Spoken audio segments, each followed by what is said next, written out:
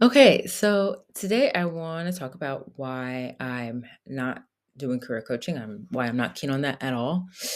In this era, in the AI era, um, I think that we are moving into a space where people need to start thinking about really what keeps them busy, right? Not your career. Because I think people are going to start realizing that career is the old paradigm and we're moving into a new paradigm where the bots can do everything. And yeah, you should be able to answer the question what keeps you busy if it's not being in an office or working on something for 60 to 80 hours a week. So I live in Paris, and this is a city where I don't feel like people identify so strongly with their employer versus coming from Washington, D.C. People identify very strongly with their work. Um, Washington's a place that attracts a lot of, or at least I don't know what it's like now in this world, in the post-COVID, post-Trump era. But pre-COVID, pre-Trump, it attracted a lot of type A people who wanted to either change the world or run the world.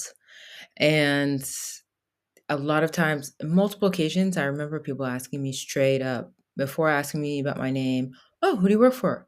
Um, what do you do? Who do you work for? Where'd you go to school? What do you do? Who do you work for? Where'd you go to school?" And I just don't get that sense so much in Paris, or in other parts of the world as well. But anyway, I actually think people who grow up in societies where people don't identify so strongly with their employer and these other qualifiers are the ones who are going to be able to adapt far more easily to the changes that AI is bringing, changes in the workplace and to different sectors. Um, so people who already had multiple streams of income. I don't like the word hustle, but people who had multiple hustles already and they were used to that, or they really identified more with their roles outside of their employer. I think those are the folks that are going to the most um most easiest. No, I can't say most easiest. Okay, I'm also losing my English in France, but um yeah. So if you know what I find myself asking now to people, oh, so what keeps you busy in X city, right? So I feel like I meet a lot of new people all the time, and some of them are from different parts of the world, and are visiting Paris or whatever the case. And I find myself asking now, so what keeps you busy in London? What keeps you busy in Rome? What keeps you busy in Paris? I don't ask the what do you do anymore. Not for work. If you want to share that with me, go ahead. You're free to, but I actually get some really great responses. People start leading with their what you maybe could call their extracurriculars, what our extracurriculars are about to be our main after the robots go ahead and do our work. But I'm meeting people who are part of different associations, or they're on different boards, or they have their musical instruments that they're getting back into. They're getting back to piano lessons, or yoga, whatever the case, whatever practice. So it actually is made for much better connections and more interesting conversation. And I think honestly, there's something more permanent. Something about it just feels more permanent, right? Because now with jobs, um, again, I think Paris is a little different because France has what they call CDI, which is almost like a permanent contract, right? So once you get your CDI, it's very difficult to be fired. Versus coming from the US and some other markets, it's at will employment where you can wake up one day and say to your employer, I'm leaving. And same with your employer. Your employer can wake up one day and say, okay, I'm letting you and your whole team go. and they're within the right to do that.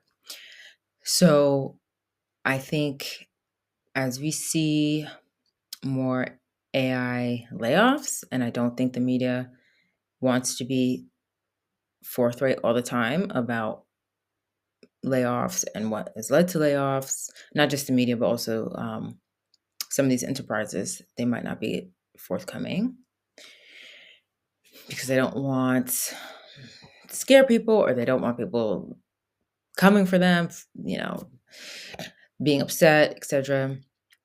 I think Amazon has been pretty straightforward though when they've said, yeah, these layoffs are AI related and it's going to be reduction in workforce for our corporate staff because we really want to focus on AI now, double down. At least they've been warned. But I do think a lot of companies don't want to be forthcoming.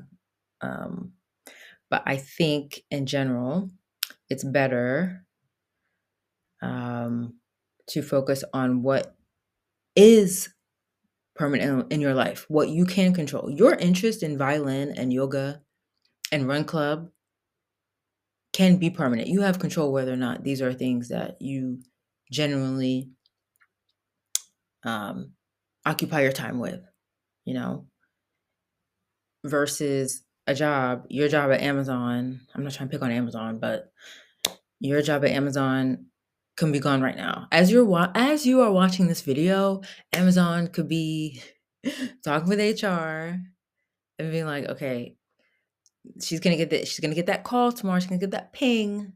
She's going to get the ping to come in for that Zoom meeting where we let her go, right? So that you don't have control over. I highly advise to stop identifying with that thing you don't have that much control over. That thing that keeps you busy in your town, at home, in your free time, that start identifying with that. With the what keeps you busy question, not the what do you do question. Yeah, so that's something I coach on in the Adaptive Leap. So if you want to know more about that, you want to have that conversation of the who are you outside of work, outside of employment that you only have so much control over, I'm your girl.